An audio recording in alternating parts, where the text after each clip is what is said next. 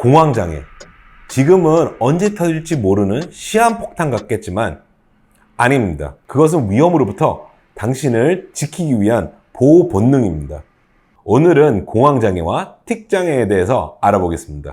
공황장애는 두려움이라는 감정으로부터 시작되는 병입니다. 큰 교통사고처럼 극심한 공포를 겪었거나 그 긴장감이 해소되지 않은 채 오래 지속되면서 시작되는 병이죠. 초기 증상은 전쟁터 최전방에 고립된 민간인을 연상하시면 됩니다. 언제 어디서 적이 나타날지 모르는 극심한 불안감 속에 몸을 웅크려서 상시 긴장되어 있고 심장은 터질 듯 요동치고 속은 울렁거리면서 불안감 때문에 잠을 못 이룹니다. 그리고 작은 소리에도 깜짝 놀라면서 언제든 도망쳐 숨으려고 하는 것이 특징입니다. 일반적으로 이런 증상들이 나타나면은 이것이 공황장애라는 병이라고 생각하는데 사실 이 모든 반응은 위험으로부터 벗어나기 위해 에너지를 응축시켰다가 한 번에 폭발시켜서 도망치려고 하는 지극히 정상적인 보호 본능입니다. 그런데 이것이 진짜로 병이 될 때는 위협이 전혀 없는 평온해야 할 일상 속에서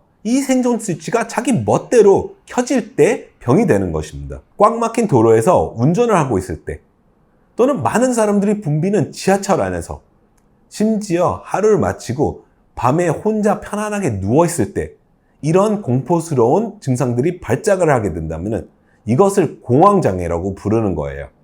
사회적 고립과 우울증, 언제 터질지 모르는 이 두려움이라는 폭탄을 늘 품고 살다 보면 그 피말리는 긴장감 때문에 생활 반경은 급격히 위축되기 시작합니다. 일상의 평범한 공간들이 언제 발작이 터질지 모르는 공포의 장소들로 변해버리기 시작하기 때문이죠. 결국 무슨 일이 생길지 모른다는 두려움 때문에 운전도, 출근도, 등교조차도 불가능해집니다. 특히 책임져야 할 일이 생기면 본능적으로 도망치려고 해요. 그래서 마감일이나 시험날이 다가오면 몸 여기저기가 아프기 시작하면서 뚜렷한 증상이 없더라도 이런저런 이유를 대면서 그 상황을 회피하려고 합니다. 그러면서 집이나 자기가 제일 안전하다고 생각하는 곳으로 숨어버립니다. 외부 자극을 차단해서 안전한 것 같지만 실상은 그렇지 않습니다. 여전히 누우면 잠은 오지 않고 두근거리면서 울렁거리고 속은 메스꺼워서 식사조차 못하게 됩니다. 이처럼 고립이 지속되다 보면 공황장애뿐만 아니라 우울증도 같이 걸리게 됩니다. 우울증에 대해서는 다음 편에서 더 자세하게 알려드리겠습니다. 틱과 이상행동.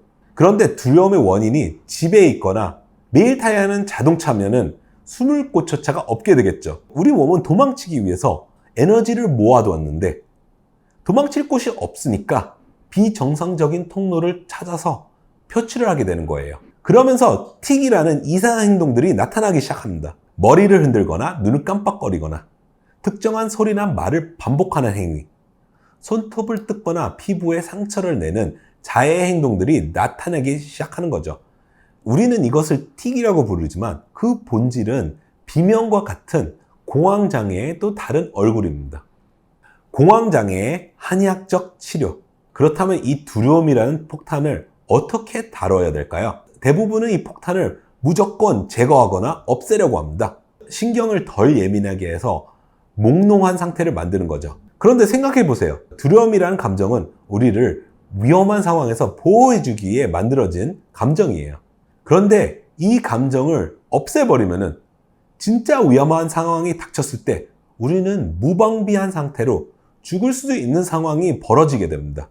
그래서 한의학적 치료의 핵심은 폭탄 제거가 아닌 폭탄을 손전등으로 교체해 주는 것입니다. 원초적인 공포는 어두움에서 시작됩니다. 앞이 보이지 않을 때, 즉 미래가 불확실할 때 인간은 제일 큰 두려움을 느낍니다. 공황장애를 겪다 보면 이런 생각을 많이 하게 돼요.